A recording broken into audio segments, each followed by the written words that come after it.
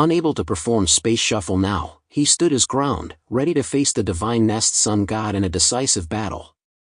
Canelo addressed Zhang Yi with resignation. "If you fall, I will request headquarters to unleash the Reaper of Love." "That ruthless?" Zhang Yi chuckled.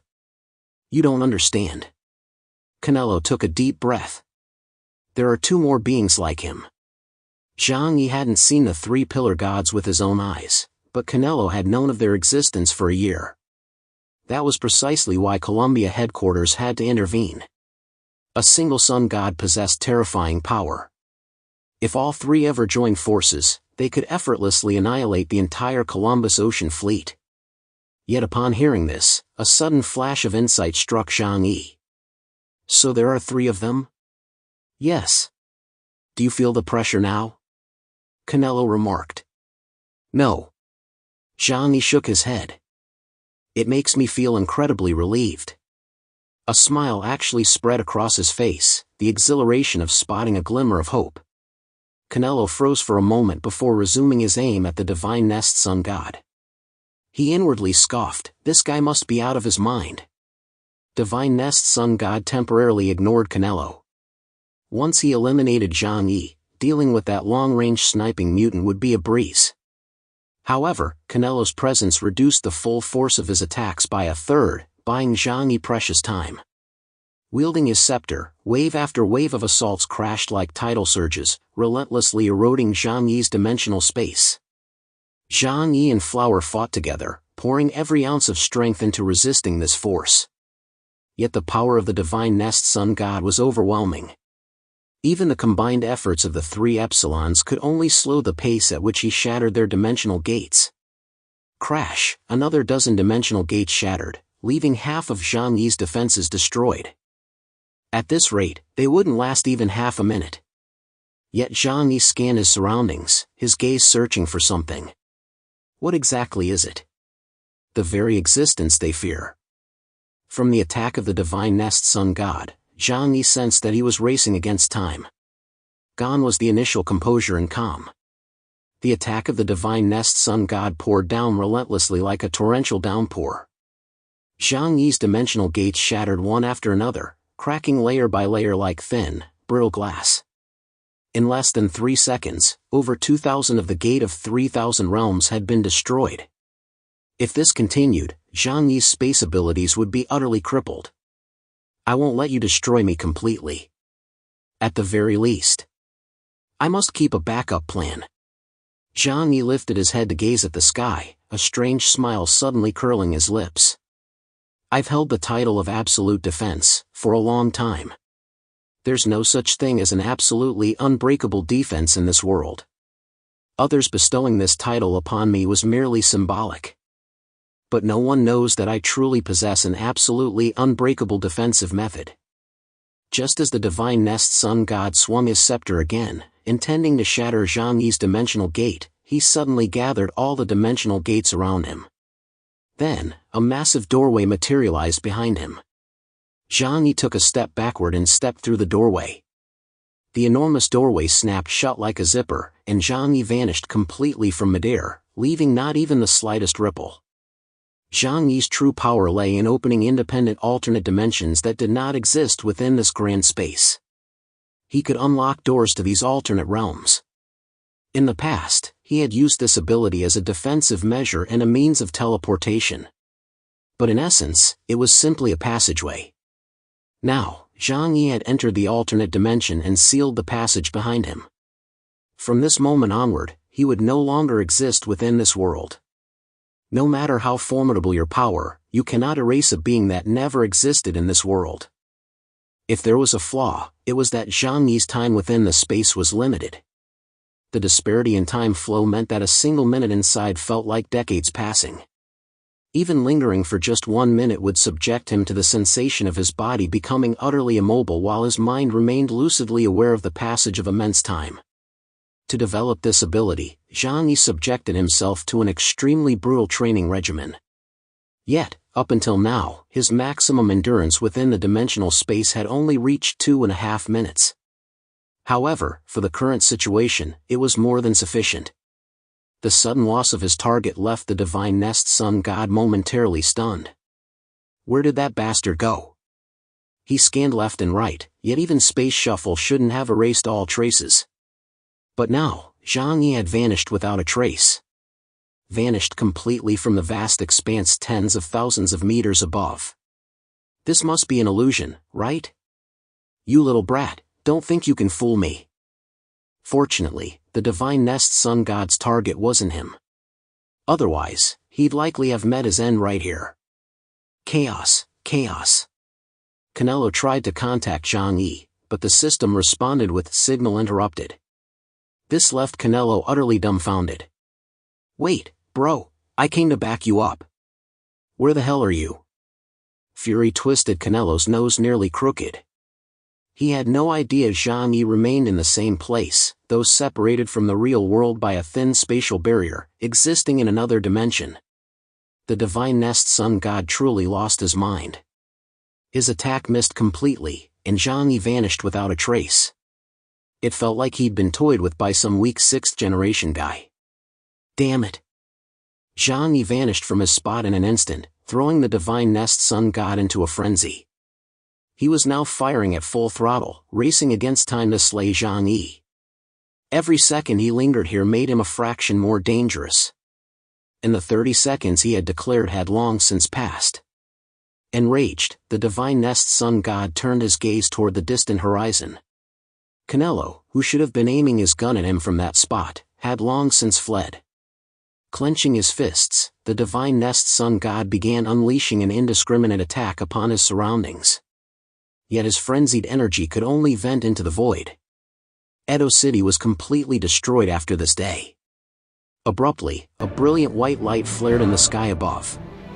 The sky behind the divine nest sun god brightened. It was as if night had ended and dawn had broken. Now, it was daylight, not night.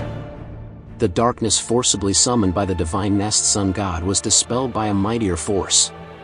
A silver blade plunged straight down from the heavens, piercing the body of the divine nest sun god. His eyes widened in shock and terror, his body instantly stiffening. Moments later, a deafening roar, powerful enough to shatter the eardrums of everyone below, thundered down from the heavens. The entire city of Edo could hear it clearly. It was as if a deity stood atop the 9 heavens, striking a war drum with a mallet. Rumble! The thunderous roar echoed ceaselessly. Boom! What had struck the divine nest sun god was a bolt of lightning, arriving in an instant. Deng Shintong and the others were utterly dumbfounded. They had been desperately fighting the 100 Demon Night Parade, but that bolt of lightning tore through the sky, illuminating the entire city of Edo. The ferocious demons vanished in an instant, vanishing like scattered ashes. The dark clouds in the sky rapidly dispersed, and light returned to Edo. Everything happened so swiftly it seemed as though the previous night of terror had been nothing but an illusion. The divine nest sun god was dead. That thunderbolt, vast beyond imagination, had pierced straight through his body, reducing him to charred remains. A fissure tore open in the void.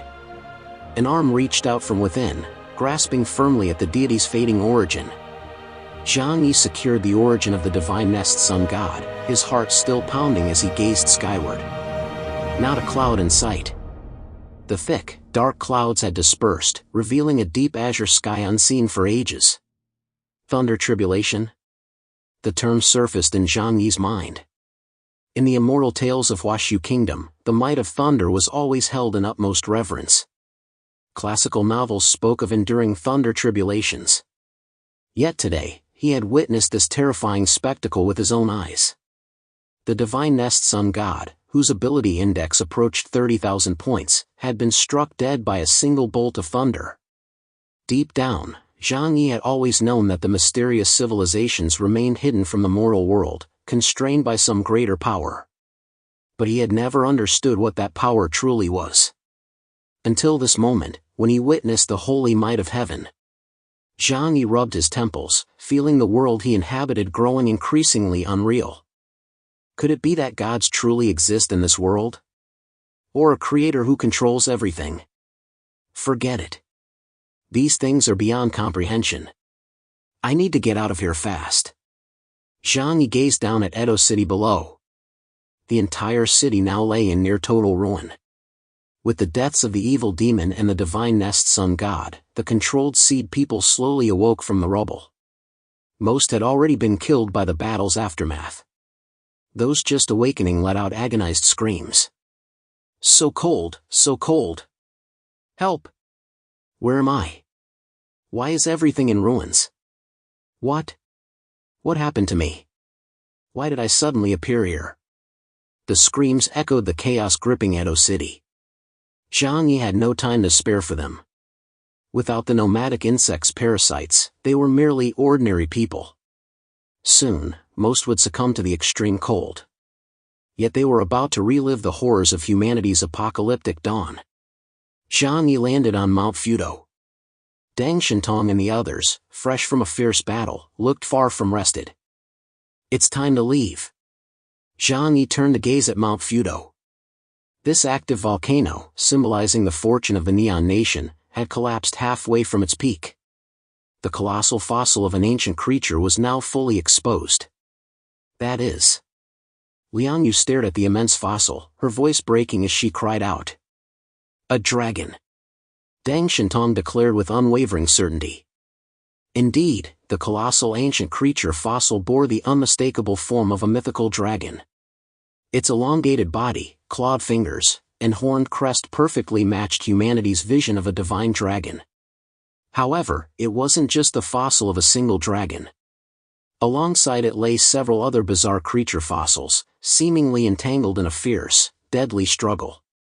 One could clearly see dragon claws piercing through their bodies, and the teeth of the creatures locked onto the dragon's flesh, embedded deep into its bones as they met their end. This looks like a colossal battle between ancient creatures. Zhang Yi remarked. With a wave of his hand, space energy activated, lifting the entire ancient creature fossil into the air. Zhang Yi stored it within his dimensional space. He felt this artifact held significant research value if brought back. Turning his gaze back toward Edo and Mount Fudo, including the Heavenly Guardian Palace, he saw that little remained of Edo's once imposing architecture. Forget it. There's nothing left worth scavenging here. Zhang Yi saw no reason to linger. He'd just endured a fierce battle, and most of the dimensional gates had been destroyed. If Cardalus and Canelo arrived to fight him, Zhang Yi might find himself in trouble. Let's head back. He gathered everyone, opened the dimensional gate, and transported them toward Tianhai City. None of them noticed two shadowy figures materializing at the crater of Mount Fudo. Divine Nest Sun is dead.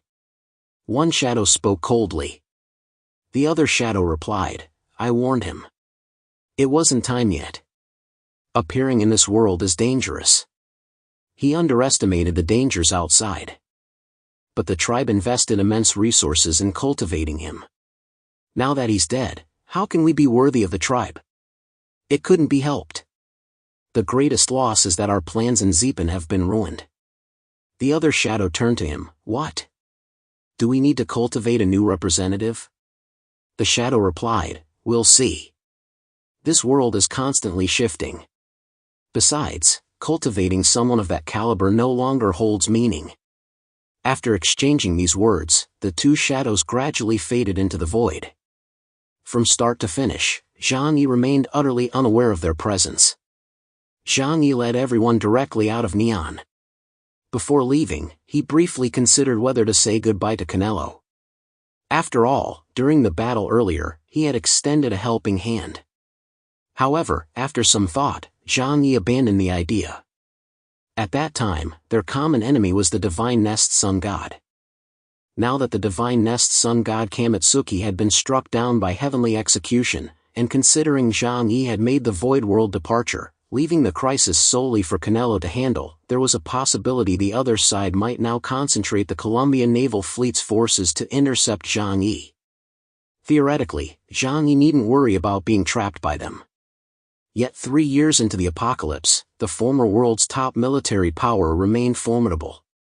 Zhang Yi refused to gamble on the strength of their reserves. Therefore, he would depart first. Once he reached a safe location, he could express his gratitude. he would certainly remember the favor, though repaying it would require waiting for the right opportunity. From Neon to Tianhai City, Zhang Yi continuously activated his space shuffle ability, taking considerable time to reach his destination.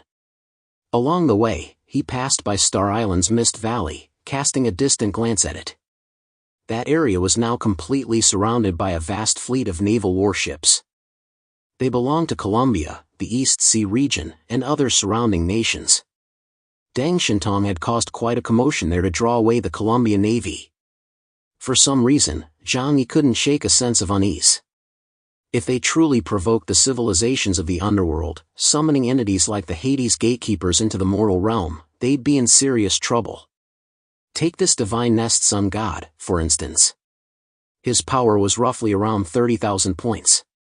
Had its ability not been a summoning type within the trait system, Zhang Yi would have faced an even tougher battle.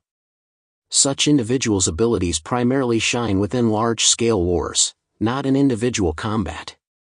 He could manifest in the mortal realm. Therefore, it was only a matter of time before the Hades gatekeeper would also appear upon this land. When that time comes, Zhang Yi might face immense trouble. I must keep growing stronger, and stronger. I must become so powerful that no one can threaten me or the lives of those around me. Zhang Yi swept across the distant skies of Star Island, not lingering for even a moment. But in the instant he passed over this region, beneath the earth, within the bottomless, endless abyss, a pair of deep purple eyes suddenly opened. A familiar aura, a voice echoed with a mysterious civilization language. Zhang Yi made his way back to Tianhai City. Only upon seeing this familiar city, swallowed by heavy snow, did he finally relax completely. No matter when, no matter how far he had traveled from here, returning to this familiar land always filled his heart with a profound sense of security. With a few swift blinks, Zhang Yi arrived at the shelter. A familiar warmth enveloped his entire body. Zhang Yi released Deng Shintong, Lian Yu, and the others from the shadow space. A rare look of relief spread across everyone's faces. For Deng Shintong, by Li Changqing, Wu Di, and others experiencing a mission of this caliber with Zhang Yi for the first time, their expressions spoke of having narrowly escaped disaster. This trip to Neon had thrown them into too many unforeseen events. They had thought it would be nothing more than tagging along with Zhang Yi, arrogantly crushing a small country. Instead, they'd encountered so many troublesome foes that they'd nearly died in battle. Zhang Yi shed his battle armor, flung off his combat boots, and stood barefoot on the plush carpet. Without a care for his appearance, he slumped against the sofa. I'm absolutely exhausted. He rested his head against the sofa's edge, shouting aloud while taking several deep breaths. This method allowed him to effectively vent the tension building inside. Indeed, during the battle against the divine nest sun god, the surge of adrenaline had left Zhang Yi feeling no fear, only an overwhelming thrill, a burning desire to clash with his foe. But after the battle ended, the moment his body relaxed, the true danger of that fight hit him. After all, this was a powerful being from the mysterious civilization of the underworld. His ability index was a staggering 30,000 points. Furthermore, according to Canelo, Edo wasn't home to just one existence like the divine nest sun god, there were at least two more. Had they intervened then, that would have been the real crisis for Zhang Yi. No sooner had Zhang Yi finished speaking than Yang Xia approached, carrying several cups of coffee with a radiant smile. The moment Zhang Yi returned, she received a notification from the shelter's intelligence system, so she instinctively prepared food to restore his physical and mental energy. Now a qualified nutritionist, the special foods she crafted not only replenished others' supernatural abilities and stamina but also soothed their spirits. Crucially, they tasted absolutely delicious. Have a cup of cappuccino and get some rest. Yang Xia personally handed a cup of coffee to Zhang Yi, then casually passed the remaining coffee to Fatty Su, instructing him to distribute it among the others. She then sat down beside Zhang Yi as if no one else was present, massaging his slightly sore muscles. Zhang Yi's body relaxed completely. He wished he could melt into a puddle and become one with the sofa. Zhang Yi, what should we do now? Deng Shintong approached, wanting to ask if Zhang Yi had any instructions. Zhang Yi desperately wanted to rest his head on Yang Xia's soft, plump thigh, but having just returned from Neon, he couldn't afford to be careless. He addressed Deng Shintong, "Have your people keep a close watch on maritime movements. Pay special attention to the Colombian Navy. I just encountered the piercer, I'm not sure what their stance is on this." "Oh, right." He lifted his head to glance at Deng Shintong, a hint of amusement in his eyes. "This has escalated significantly. The region will find out, and Xinjiang will know about it as well. How do we handle this?" Deng Shintong's brow furrowed slightly. Indeed, the original plan had been to infiltrate quietly and retrieve the item. But now it had blown up. This was tantamount to directly invading a nation's metropolis. Moreover, indirectly, Zhang Yi's actions had caused 500,000 people in Edo City to face death due to the loss of the nomadic insect's parasitism. Internationally, this would likely spark significant public outcry. Nevertheless, Deng Shintong assured Zhang Yi, "Rest assured. We've returned victorious this time. I'll handle this matter properly. Even the higher-ups in Blizzard City and the Xinjiang authorities won't have much to object to." Deng Shintong said this, and Zhang Yi was naturally delighted. After all, the Deng family was handling the matter, so he bore no responsibility. But when it came to the benefits of this affair, he intended to take the lion's share. Zhang Yi didn't bring up the matter of profit distribution. This operation had truly made him rich beyond measure. The divine nest sun god and the evil demon's two primordial origins, the original manuscript of Wang Yangming's Heart Sutra, and a mysterious small golden dragon specimen. Oh, and that massive ancient creature skeleton, suspected to be a dragon, held significant research value too. Deng Shintong didn't discuss this either. Instead, he took Bai Li Changqing and Wu Di with him, leaving the shelter to head to the coast for patrol duty. That evening, the skies over Tianhai City remained calm. Zhang Yi took the opportunity to rest properly. However, this trip to Neon had stirred up quite a storm internationally. Regardless of who currently held the reins of power in Neon, it remained Colombia's outpost. Zhang Yi's open assault on Edo, annihilating the royal demon court, was no trivial matter. Soon, high-ranking officials across all major regions of Huashu Kingdom received the news. Colombia also began to stir. The negotiations between the parties were complex and protracted, but those were not Zhang Yi's concerns. The next morning, as he woke to breakfast, Deng Shintong finally broached the subject at the table. Representatives from Colombia and the temporary representatives of Neon have lodged protests. They demand an explanation from us.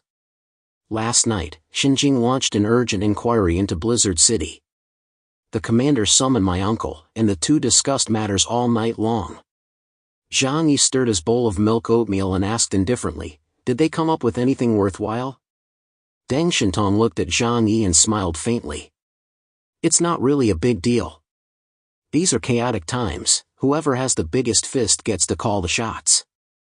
We stated we'd long discovered Neon colluding with underground civilizations to subvert human rule. They're all human traitors. Besides, Canelo and the others witnessed non-human entities appearing in Edo.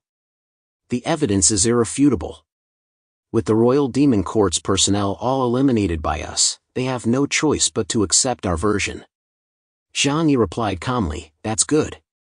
But based on my understanding of them, this won't be resolved so easily." Deng Shintong shrugged his hands. "You know them best. Foreign powers have their superiors backing them, but if we act in secret, they won't let this go so easily." Zhang Yi continued sipping his porridge, silent, his gaze fixed on Deng Shintong. It was agreed, however the fallout played out, it was the Deng family's problem. Deng Shintong sighed helplessly. "They should get a taste of their own medicine, don't you think?" Zhang Yi dropped his spoon with a clatter. "Is Zhu Jing expecting me to give him an explanation?" His expression held a hint of amusement. Deng Shintong faltered, quickly adding, "Not exactly. But we must share a portion of what we obtain this time with the regional leadership.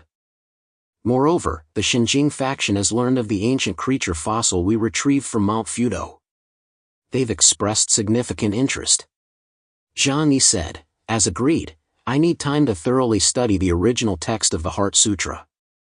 Once I've made significant progress, I'll let you see it. However, he rubbed his fingers thoughtfully, studying Deng Shintong with a playful look. We never discussed how to divide the golden dragon specimen and the ancient creature fossil. Aren't they both things I fought to get back? Deng Shintong's face immediately fell. Zhang Yi. You can't do this to me. If that were the case, wouldn't he have ended up with nothing to show for his efforts? Seeing Deng Shintong's aggrieved expression, Zhang Yi burst into laughter. Ha ha ha. Just kidding. Don't take it seriously. In truth, last night he'd immediately had Zhou Qi test the ancient creature's fossil and the golden dragon specimen. But the results were disappointing. According to Zhou Qi, the golden dragon specimen hadn't existed for very long, no more than 1,000 years, so residual biological genes could still be detected. She'd preserved a small slice of this genetic material. As for that ancient creature's fossil, listen, fossil, what an amusing word.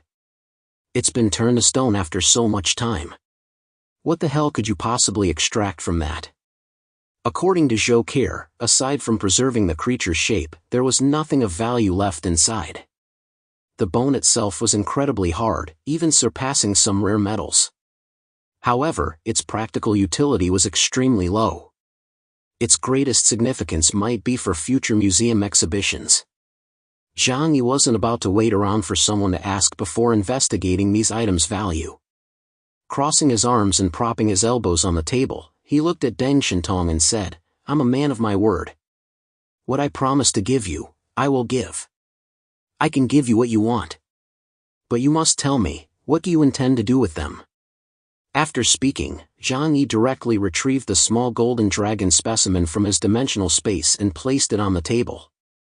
Deng Shintong's eyes fixed intently on it before he addressed Zhang Yi. It may possess power capable of accelerating biological evolution. I hope to find a breakthrough to surpass Epsilon through it. His expression was grave as he clenched his fists tightly. He knew lying to Zhang Yi would be pointless and only provoke his distrust. Therefore, he had to speak truthfully, hoping to win Zhang Yi over with sincerity. The power to accelerate biological evolution? Zhang Yi frowned as he studied the little golden dragon. He'd researched this creature, why hadn't he sensed it? Could it be that this too depended on the individual? A dragon? Was it truly a dragon? Or merely a mutated lizard? In the field of genetics, the Deng family led the world. Zhang Yi pondered briefly before deciding to hand it over to Deng Shintong, entrusting Deng Technology with its research. All right. Since you put it that way, I'll give it to you. Good luck. But I want a daily report on the research progress. Zhang Yi said to Deng Shintong with a smile. Deng Shintong was overjoyed. Of course. Our Deng family and you will always be friends. Zhang Yi thought to himself, that better be the case. Also, about that ancient creature fossil, you see. Deng Shintong rubbed his hands together, his face full of anticipation. You mean the one Xinjing wants? Zhang Yi asked. Deng Shintong nodded. Currently, Xinjing acts on behalf of Huashu Kingdom. They've also shouldered some international pressure regarding this incident. Strange. What use could they possibly have for a fossil dating back millions of years? Zhang Yi himself held little interest in the fossil, but if Xinjing wanted it, he was happy to oblige. He readily agreed to Deng Shintong's request. Zhang Yi parted with the items with remarkable ease. Certain things, no matter how valuable, held no meaning if they couldn't be put to use in his hands. Better to let professionals handle professional matters, while he reaped the benefits. Besides, as long as the Deng family remained in the Jiangnan region, they dared not defy his will. Even if they made some underhanded moves behind the scenes, the benefits due to Zhang Yi would still be delivered. Soon, Blizzard City dispatched the Yanyan army. They transported the massive ancient creature fossil back via a special train, handing it over to the Xinjing Dragon Guardians who had come to receive it. Zhang Yi didn't interact with them directly. Deng Shintong had his people handle the entire process. For at this moment, Zhang Yi was impatiently occupied with another matter. That matter was studying the newly acquired original manuscript of the Heart Sutra. He sought to uncover the methods by which extraordinary beings enhanced their power. For the further one advanced, the harder it became to obtain the origin of high-level mutants, leaving only the path of seeking within one's own potential. A well-preserved ancient text, he and Yang Xinshin studied it together. Traditional Huashu characters and classical Huashu presented significant challenges for him. Fortunately, the intelligent system assisted with translation, and Yang Xinshin helped interpret the text. For several days, Zhang Yi and Yang Xinshin remained locked in the research lab, not stepping outside once, immersing themselves in studying the book's contents. The information they uncovered left Zhang Yi profoundly shaken. The Heart Sutra represented Wang Yangming's lifelong Heart Sutra and was the definitive work on this school of thought. It existed in two versions, the theoretical teaching edition circulating in the market, and this more comprehensive edition containing guidance on cultivating supernatural abilities. Wang Yangming termed this practice cultivation. In ancient Huashu kingdom, people referred to this pursuit of unity between heaven and humanity, gaining extraordinary abilities and extended longevity, as cultivation. Yet each individual's understanding of the path differed. To Zhang Yi, the so-called cultivation path, Wang Yangming had grasped was essentially a method of inwardly seeking one's true nature, achieving enlightenment in a single moment, and awakening formidable powers. In his writings, Wang Yangming employed the principle of investigating things to attain knowledge to explain his understanding of supernatural abilities. The great path is supremely simple, its source lies in preserving the heart. I think, therefore I am. This is because all things in heaven and earth are contained within my heart. With one thought, all things arise, with another, all things vanish. Wherever the heart directs, all things can be controlled. Thus, one follows the heart's desires, achieving carefree freedom. Wang Yangming devoted his entire life to formulating this theoretical framework. He never explicitly described his abilities, attributing them solely to his comprehension of the Tao, the exhaustion of all transformations within heaven and earth, transforming the self into a sovereign. Yet now, in the eyes of Zhang Yi and Yang Xinshin, it was unmistakably clear, this was the awakening of supernatural abilities. 3 days and nights of study left Zhang Yi and Yang Xinshin with a profoundly strange sensation in their minds. They found no manuals or secret techniques. In truth, every mutant's transformation is unique, there can be no standardized method for enhancing supernatural abilities. Yet, what Wang Yangming provided them was the most fundamental theory. It was like building a house, you must lay a solid foundation first. The stronger the foundation, the sturdier the house, and the taller it can be built. The Zhang Yi of the past, or indeed all extraordinary individuals worldwide, had become what they were in a state of vague confusion, stumbling into their abilities and then relying on their own understanding to grope their way toward strength. Now, Zhang Yi at least understood the source of his power. Identifying the problem revealed the path forward. What Master Wang Shoren said is almost identical to what that sage from Nash Kingdom taught. Zhang Yi raised his palm, staring at his dry, powerful hand. His fingers were slender and long, perfect for gripping a delicate dagger and plunging it into an enemy's chest or abdomen. The power of mutants does not come from the outside. It comes from within. The body is a vessel. To grow stronger, one must understand the vessel's shape and function. Some are vases, some are water clocks, some are soup spoons. Only by first understanding oneself can one know the path forward. As Zhang Yi murmured to himself, he closed his eyes, a realization dawning within. The Tao that can be spoken of is not the eternal Tao. These words from Laozi's Tao of Ethics speak to the elusive nature of the Tao, a truth that defies clear, fluent expression through words alone, often requiring personal enlightenment. After studying the Heart Sutra, Zhang Yi experienced a moment of sudden realization within himself. This didn't directly enhance his strength, it was merely a theoretical guide for doors. Yet Zhang Yi understood this was a priceless treasure. The path ahead was now clear to him. In contrast, Yang Xinshin sat silently on the sofa beside him, uttering scarcely a word.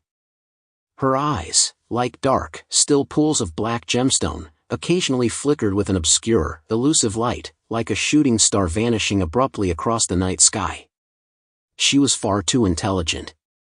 If one truly judged by innate talent, hers might be the highest in the entire shelter, even surpassing Zhang Yi's. Yet she disliked combat, preferring instead to be a strategist orchestrating from the shadows. Still, the lifetime of knowledge from a sage 600 years past drew her in irresistibly. Unlike Zhang Yi, who closed his eyes to comprehend the text, she rose silently and slipped out of the room. Had she not been assisting Zhang Yi with interpretation, she could have finished in half a day at most. After a long while, Zhang Yi slowly opened his eyes, his entire being immersed in an extraordinarily profound state. This reminded him of his second year of middle school, when he was still a rebellious teenager. Suddenly, during a teacher's lecture, he had grasped the true essence of physical hygiene. He felt that the world before his eyes, and his own self, had become clearer.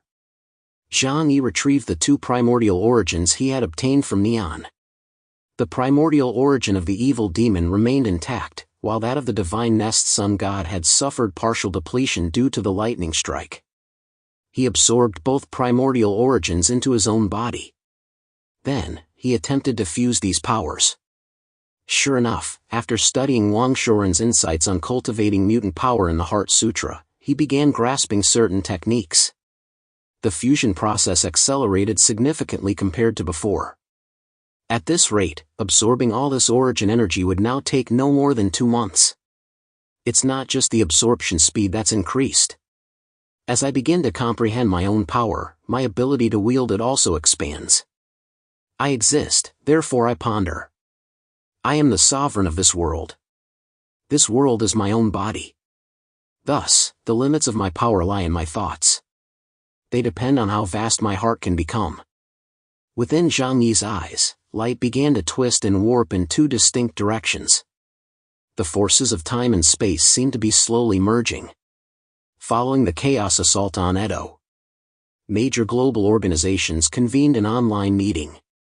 Virtual projections of representatives from all parties gathered in a vast conference room to discuss the aftermath. Representing Huashu Kingdom was Lu Chengyuan, the representative from Xinjiang.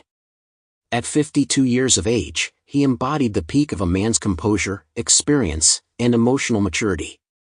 As the avatars materialized one by one in the virtual space, the stances of the world's most powerful nations and factions converged in this assembly.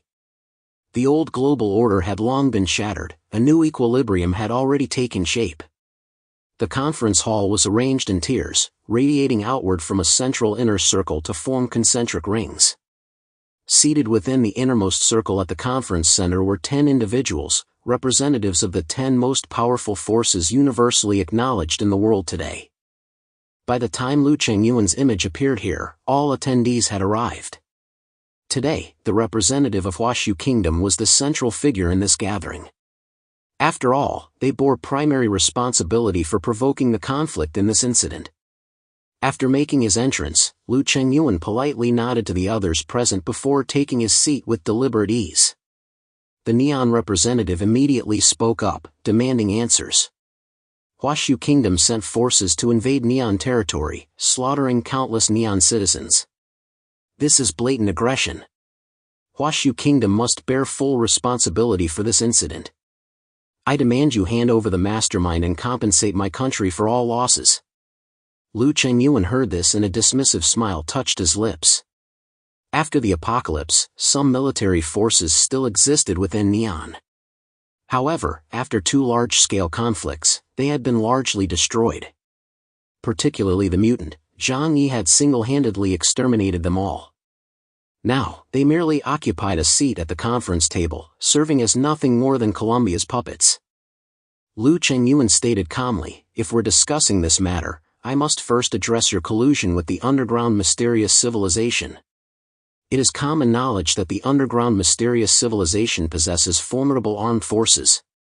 Their existence could potentially deal a devastating blow to all of human civilization. Neon has secretly colluded with them and leveraged their power. Is this an attempt to destroy all of humanity? He threw the accusation directly at them. The Neon representative's expression immediately shifted. The short, balding old man with a gloomy face still tried to justify himself. The underground mysterious civilization is also part of this planet. We are attempting to communicate with them. Facing this global crisis, perhaps their power could help resolve it. Lu Chengyuan sneered coldly, such talk is pure self-deception. An unknown civilization, fundamentally different from our human race, you pin your hopes on them coexisting peacefully with us?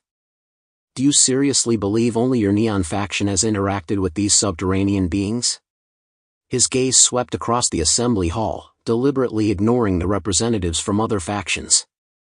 The only ones needing persuasion were the few individuals at the center of the hall. We've all witnessed the power of the subterranean civilization. They are extremely dangerous. During our nation's interactions with them, we suffered heavy casualties. Regardless of what they are, we must prepare for war with them. When that time comes, it won't be the concern of just one nation or people. It will be a crisis facing all of human civilization. Lu Chengyuan slammed his fist on the table, his gaze turning icy as he fixed it on the neon representative. Therefore, our Huashu Kingdom sending investigators to probe Neon's contact with the underground civilization is an act of upholding the greater cause of preserving human civilization.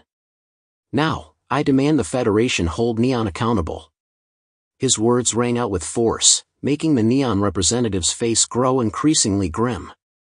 Furious, he slammed his fist on the table and stood up. Unfortunately, even standing, he appeared only marginally taller than when seated. Bastard. This is pure slander against the Neon Empire. Before the Neon representative could finish, a middle-aged Caucasian man with neatly parted brown hair glanced at him from across the table. Mr. Tanaka, please be seated. Tanaka's expression stiffened, but he promptly sat back down. Neon had now become a complete puppet of Columbia. Having lost its top-tier mutants and with its military now under Columbia's control, it had no choice but to obey Columbia's orders. The Columbia representative crossed his arms, his gaze fixed on Lu Chengyuan. We have already investigated the Neon incident. The Royal Demon Court organization was the mastermind behind colluding with the underground civilization. They have been eradicated. None of this has any connection to the current leadership of Neon. They are innocent. However, due to the conflict sparked in Edo by your Huashu Kingdom's mutant, chaos, nearly all of Edo's 500,000 residents perished. Huashu Kingdom must provide an explanation for this. We possess sufficient evidence to suspect your nation harbors genocidal intentions. Lu Chengyuan smiled faintly. Regarding the events in Neon, I trust you've all investigated them thoroughly. The truth lies in your hands, there's no need to pretend ignorance. Those people died because the leader of the Royal Demon Court implanted parasites within them. Our Huashu Kingdom's mutant chaos has never directly harmed ordinary citizens. The Columbia representative frowned slightly. He was well aware of this matter. After all, it was during that battle that their people had closely monitored the entire affair. But now, with this rare opportunity to force the Huashu Kingdom to concede interests, they naturally wouldn't let it slip. At that moment, the Britannia representative beside him adjusted his glasses and spoke coldly. One day prior to your extraordinary being's operation, abnormal energy fluctuations were detected in the restricted Star Island zone of Huashu Kingdom's southeastern waters. Subsequent satellite analysis confirmed these were the signature reactions of a large-scale, artificially generated weapon. That weapon, he continued, is your Huashu Kingdom's latest development, the Howling C4 class giant torpedo. The moment these words were spoken, every representative's gaze fixed on Lu Chengyuan, each face betraying hostility. You constantly proclaim yourselves defenders of order. Yet when confronted with an unknown subterranean civilization, you proactively launched a massive assault. Do you realize the unimaginable consequences this could trigger? Lu Chengyuan's mind drifted to the classified documents he'd reviewed earlier that day, and he couldn't help but sigh inwardly. The Deng family. They certainly know how to stir up trouble. But that was precisely his purpose. Diplomats existed to engage in verbal duels in such arenas, securing the greatest advantage for their nation and the faction they represented. Lu Chengyuan spoke calmly, The Howling C4 class giant torpedo is indeed our latest underwater superweapon. But we cannot prove it was launched from our warship. After the apocalypse, human activities in the ocean realm were restricted by deep-sea mutant beasts. This impacted major naval powers, with numerous warships and submarines disappearing. Lu Chengyuan cleared his throat. Therefore, the warship that launched the giant torpedo is the one we lost. The room erupted in murmurs. This explanation seemed far too flimsy, no one believed it. Yet, ironically, this possibility did exist in theory. Lu Chengyuan looked at everyone, carefully explaining the sequence of events. The sequence of events is now clear. After the apocalypse, during the period of turmoil in the maritime domain, someone stole warships from our navy. These vessels were equipped with these devastating giant torpedoes. And just the day before Chaos traveled to Neon to investigate the underground civilization invasion incident, the very individuals who stole the warships launched an attack on Star Island. This led to our Huashu kingdom being mistakenly identified as the mastermind behind everything, bearing an unjustified blame. The boos in the room grew louder. Anyone hearing this would dismiss it as utter nonsense. Yet after finishing his statement, Lu Chengyuan sat back in his chair with unruffled composure, addressing the crowd with sincere expression. Our Huashu kingdom stands ready to fully cooperate with the investigation. We must uncover the true culprit. The Prussia representative spread his hands wide, surveying the room as he murmured, "This is utterly ridiculous. I refuse to believe such claims. How could so many coincidences possibly exist?" Lu Chengyuan pointed at him and declared, Mr. Goebbels, I wholeheartedly agree with your assessment. This is absolutely no coincidence, it's a deliberately orchestrated frame-up. Someone is exploiting these circumstances to smear our Huashu kingdom. The conference hall erupted in commotion, though most present dismissed Lu Chengyuan's claims as false. Representatives seated around the central round table were particularly well aware of the truth. Yet without concrete evidence, the matter was eventually swept under the rug as the meeting progressed. No one cared about Neon's losses. After all, their collusion with the underground civilization was undeniable. But the Columbia representative addressed Lu Chengyuan, "Mr. Lu, we may choose not to pursue this incident. But I hope you understand one thing." He tapped his Parker gold pen on the table, fixed his gaze on Lu Chengyuan, and spoke with gravity. "That Star Island region is now guarded by my Columbia Navy. Do not treat it as your possession. The areas where those underground civilizations lie hold immense treasures. If you intend to monopolize them, I can assure you, the Columbia Navy will never stand for it. Ultimately, it all boils down to a clash of interests. Columbia's intervention stems solely from perceiving its own interests as threatened." "Treasures, you say?" Indeed they are. But Mr. Clover, remember this. Beyond the treasures lie immense dangers in those uncharted realms. You'd be wise not to underestimate those mysterious, unknown entities." Clover grinned, his expression tinged with disdain. "Thanks for the warning. But that won't scare me. If any crisis is beyond the might of Columbia's strongest forces on this planet, I doubt anyone else could handle it either." Lu Chengyuan smiled faintly. "Mr. Clover, you're just repeating old news. Besides," he shifted his tone, "as things stand now, you have no standing to lecture us from a position of strength." The meeting ended in discord, having dragged on for the entire morning. Most of the time was spent in heated verbal sparring, essentially, a full-blown argument. Yet, like every meeting worldwide, the truly significant matters weren't resolved through discussion. What could be resolved in meetings were all minor issues. Given the existence of the underground civilization, Zhang Yi and his team had acted entirely within their rights and had solid grounds for their actions. Thus, nations like Colombia could only issue hollow threats, all bark and no bite. Lu Chengyuan was well accustomed to such posturing and remained unfazed. After the meeting concluded, he immediately proceeded to the command center to report to Qin Shigong, the supreme commander of the Xinjiang region. After listening, Qin Shigong merely gave a faint nod, offering no further comment. Only after Lu Chengyuan departed did he frown and remark, that wild kid from the Jiangnan region really has the nerve to stir up trouble everywhere. The wild kid he referred to was, of course, Zhang Yi. He was also the only epsilon-level extraordinary being in the entire Huaxu kingdom not under official control. Since Zhang Yi had grown without relying on any district, the district's influence over him was extremely weak. The Jiangnan region could practically be called Zhang Yi's personal fiefdom. Zhu Jing dared not disobey a single word he uttered. But this situation caused headaches for others. For instance, when Zhang Yi previously led his group of mutants to the southwest region, it fundamentally violated the principle prohibiting interference between districts. Moreover, his recent trip to Neon was undertaken without prior notification to either Blizzard City or Xinjiang. This was no trivial matter. One misstep could escalate into a conflict of level international. Qin Qigong, a career military officer, disliked this kind of uncontrollable power. Currently, Zhang Yi was performing admirably, but there was no guarantee that one day his idiosyncratic methods wouldn't harm the interests of the region, or even the entire Huaxu kingdom. As the supreme commander of Huaxu kingdom's largest region, Qin Qigong was unwilling to accept even the slightest possibility of such an outcome. With this in mind, he grabbed his military overcoat, threw it on, and headed toward the Earth God's temple.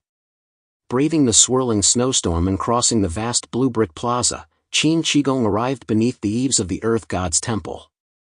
He stamped his feet before the door, sending snowflakes from his clothes drifting down to form a small pile on the ground. After the attendance report, he entered the dwelling of Xinjiang's guardian deity, Ho-Tu. Within the room veiled by gauze curtains, Ho-Tu sat among her treasured statues. Clad in black nightgown, her two small feet, as white as jade, peeked out. Her long black hair cascaded like silk, nearly enveloping her entire form. Her dark eyes were fixed intently on a piece of sandalwood in her hands, her right hand carefully carving with a chisel. The wooden figure in her hands was already taking shape. If one looked closely, they would see it bore a striking resemblance to Yang Xinqin.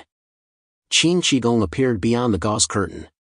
Without lifting her head, Guanlonghua replied indifferently, "What brings the commander here?" Qin Qigong considered his words before addressing her, "Princess Ho-Tu, do you have any means to restrain the chaos in the Jiangnan region?" At the mention of chaos, Guanlonghua paused her engraving knife. "What has he done now?" Her voice was cold and detached. Qin Qigong waved his hand, his voice heavy. "His actions are utterly reckless. Last time, without authorization, he went to the southwest region on his own, causing the entire region to be turned upside down, its structure completely altered. This time, he went to Neon, nearly causing a major international incident. His actions are too uncontrollable, and yet his current power is terrifyingly strong. Within the Huaxu kingdom, the only ones who could potentially restrain him are you and Xidagarba King. But Xidagarba King cannot leave your side, and Chaos's abilities are too bizarre, even those with a higher ability index might not be able to control him. Therefore, I hope you can help me devise a solution. At the very least, we must teach him a lesson so he dares not act so recklessly again." Qin Qigong's intentions were entirely reasonable. From his perspective, he desired no destabilizing factors. Perhaps age brought this tendency, to fret over this, fear that. Currently, he was Huaxu Kingdom's most powerful figure. Should Huaxu Kingdom be rebuilt, he stood the best chance of becoming the supreme commander of the 6 districts. Provided everything proceeded according to plan, without any unforeseen complications. Guanlonghua heard this and said little, only asking, "Then can you obtain a biological sample from him?" Qin Qigong's tone faltered. Obtain a biological sample from Zhang Yi? Such a thing might have been possible in the past, but now, which top-tier mutant wasn't constantly guarding against others? Supernatural abilities varied wildly, yet their activation conditions generally fell into a few fixed patterns. Using the target's bodily tissue or personal belongings as a medium. Release department abilities, like Yang Xinqin's Angel of Desire's arrow, could directly deploy the power onto the target. Or pre-deploying abilities at fixed locations, like traps waiting for the opponent to take the bait. Forget Zhang Yi. Even other top-tier mutants, just getting a single drop of their blood is nearly impossible. Qin Qigong stroked his chin and inquired, with your strength, couldn't you activate your ability without these aids? Guanlongyue replied calmly, without the crucial missing piece, my ability would be severely weakened. And what I need is the most vital piece of the puzzle. Of course, she added, even now, from thousands of miles away, I could activate my ability against and inflict damage upon him. But it would be far from fatal. Instead, it would turn him completely against you. Are you truly willing for me to do that? Guanlongyue's dark eyes pierced through the gauze curtain, fixing on Qin Qigong. Qin Qigong remained silent for a long moment, his heart filled with hesitation. He paced back and forth in the grand hall, his hands clasped behind his back. After a long while, he suddenly frowned, speaking with a touch of irritation, issuing him a warning is absolutely necessary. Don't inflict too much damage, but at least make him understand. In this world, he is not beyond any constraints. Guanlongyue tilted her head, her silky black hair cascading down like a waterfall. You're the one who said it. A mischievous glint flashed in her eyes, mingled with an indescribable thrill. Then, let's give it a little try. With that, she reached out without hesitation, plucking Zhang Yi's wooden puppet from the front row of the wooden rack. Clutching it in her palm, an intensely dark light flowed from her eyes like thick, viscous ink. 2 straight black lines streamed down from her eyes. The pitch-black power of curses instantly saturated the entire floor, plunging the surrounding space into utter darkness. Only she remained. Clutching the puppet tightly, she murmured a low incantation. A little puppet, so stubborn and unruly. Sitting at home, yet your head will roll. Clank, clank, the clanking of chains echoed through the darkness. The massive black and white impermanence emerged from the shadows, soul-binding chains in hand.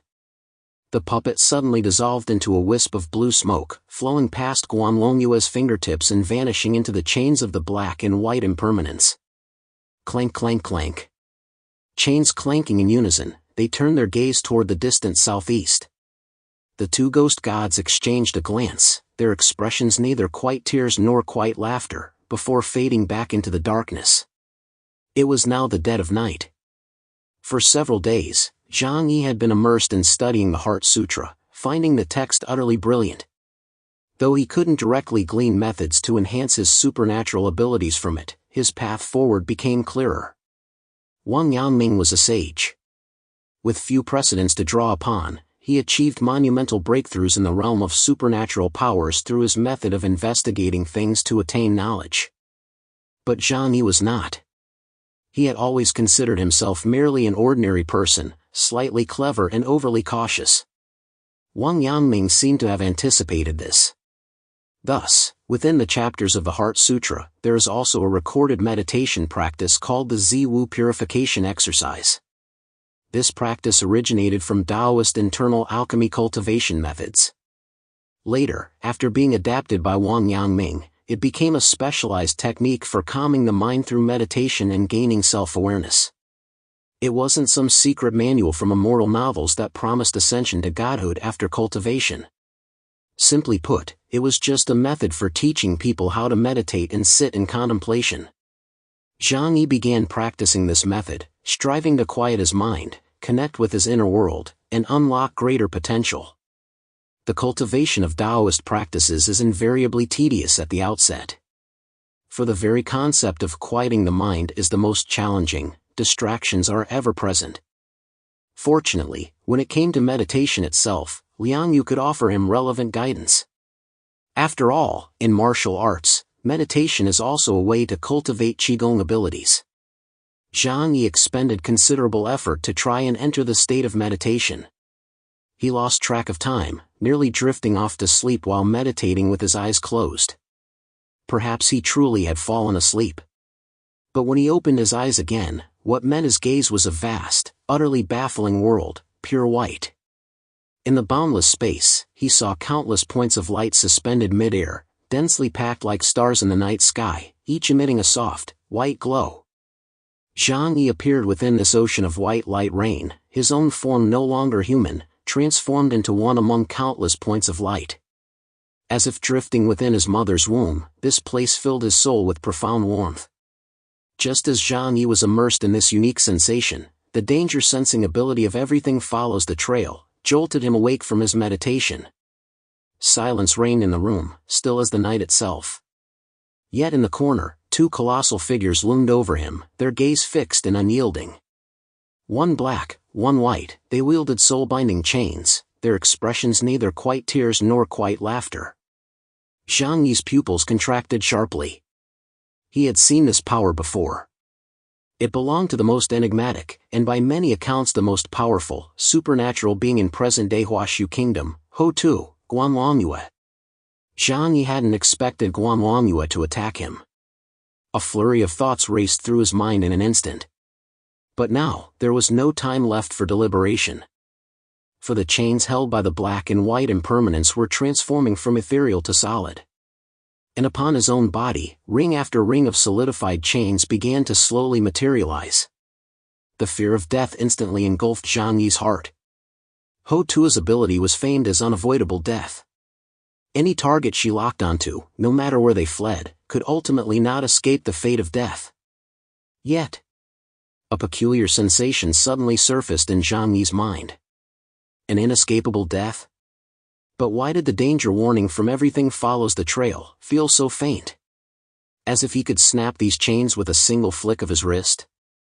The instant this thought crossed his mind, Zhang Yi activated his dimensional gate. Everything under heaven, countless dimensional gates coalesced around his body, layering into dozens of impenetrable defenses. Yet astonishingly, the dimensional gates proved utterly ineffective against the soul-binding chain. They passed right through, as if the dimensional gates didn't exist. The chains tightened around him. The black and white impermanence drifted toward Zhang Yi. Zhang Yi's body vanished from his original spot, instantly entering another dimension. Having lost its target, the white impermanence was momentarily stunned, looking around in bewilderment. The black and white impermanences began circling around the spot in the room where Zhang Yi had vanished.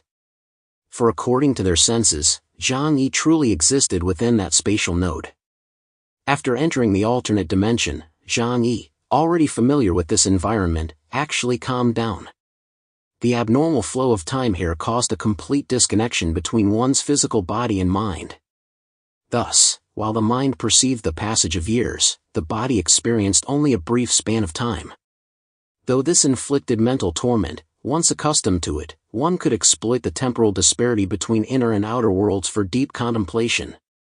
Hotu attacked me. She actually dared to attack me. Damn it, damn it, damn it, damn it. Zhang Yi cursed 1,000 curses in his mind. He had no deep-seated grudges against either the Xinjiang region or Guanlongyue. Why would they target him? Yet compared to his first encounter with the Hell's Guillotine, the intimidation factor of these black and white impermanence was significantly weaker this time. Most crucially, his infallible premonition of impending death had failed to activate. They haven't gathered all the pieces of my information puzzle, so they can't kill me. Then what's the point of attacking me? To wound me? What purpose does that serve? Zhang Yi stared down at the chains binding his body. Even after fleeing to this alternate dimension, they extended through the spatial nodes. The power of the rules could transcend time and space, much like the theory of quantum entanglement. Zhang Yi pondered for a long time.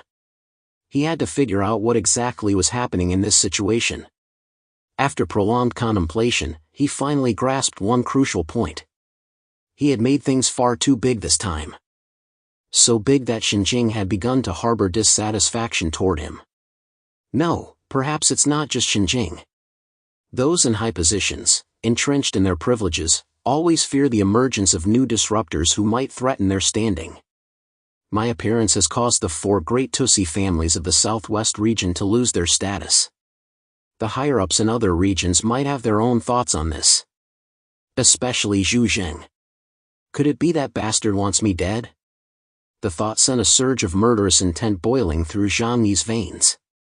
As long as I remain in the Jiangnan region, Zhu Zheng's power remains unstable. He doesn't want someone like me here, my strength has long surpassed his control.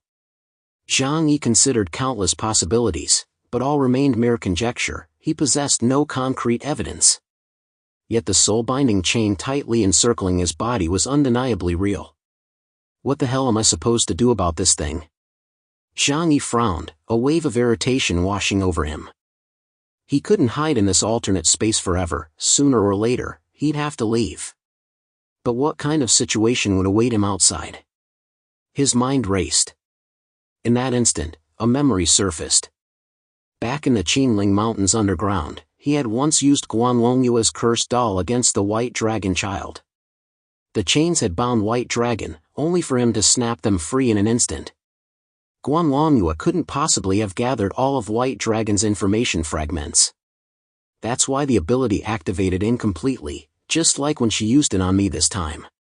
But this also proves the Hell's Guillotine isn't unbreakable. As long as my power grows strong enough.